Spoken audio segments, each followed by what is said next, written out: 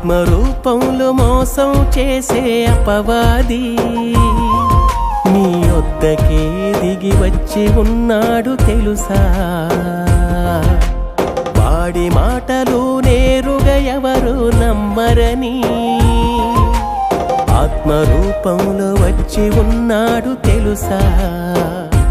పరిశుద్ధాత్మ ముసుగులో వచ్చి ఉన్నాడు తెలుసా? ఆత్మరూపంలో మోసం చేసే అపవాది మీ వద్దకే దిగి వచ్చి ఉన్నాడు తెలుసా?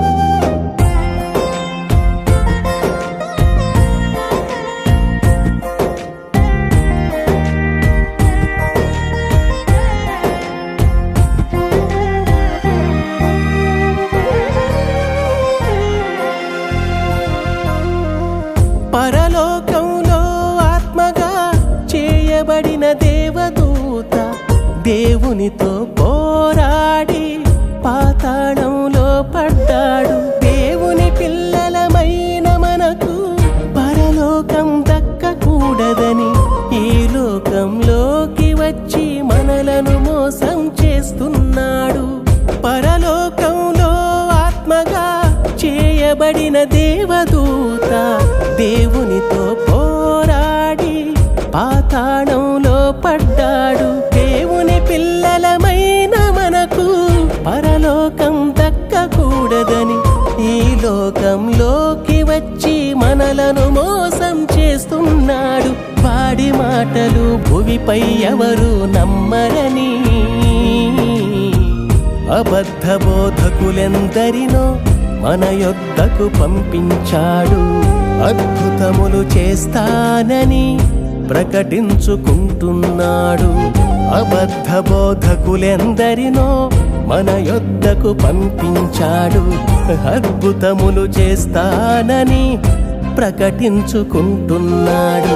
రోగాలను తీస్తామని దెయ్యములు వెళ్ళగొడతామని రోగాలను తీస్తామని దెయ్యములు వెళ్ళగొడతామని తన మాయలో మనలను ముంచేస్తున్నాడు. వాడున్న లోకానికి చేరుస్తున్నాడు. ఆత్మరూపంలో మోసం చేసే అపవాది మీ వద్దకే దిగి వచ్చి ఉన్నాడు తెలుసా?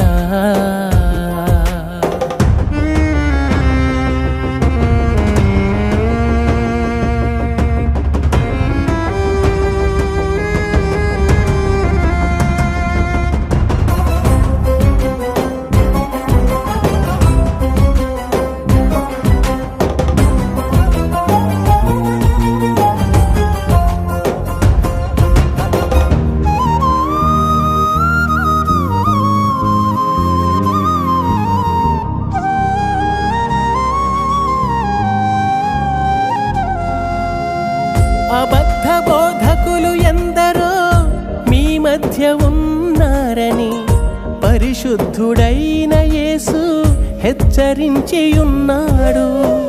భిన్నమైన సువార్త తట్టుకు తిరిగిపోతున్నారని తన శిష్యుడు పౌలు గారు మనకు తెలియజేశాడు. అబద్ధ బోధకులు ఎందరో మీ మధ్య ఉన్నారని పరిశుద్ధుడైన యేసు హెచ్చరించి ఉన్నాడు.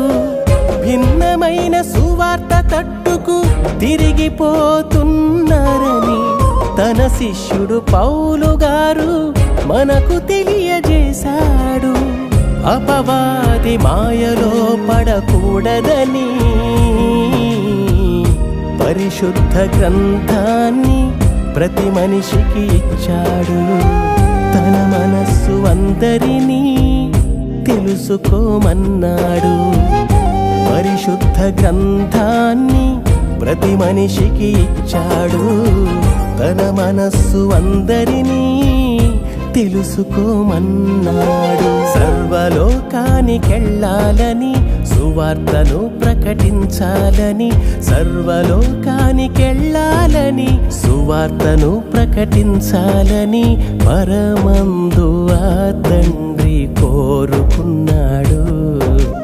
తానున్న లోకానికి చేరమన్నాడు.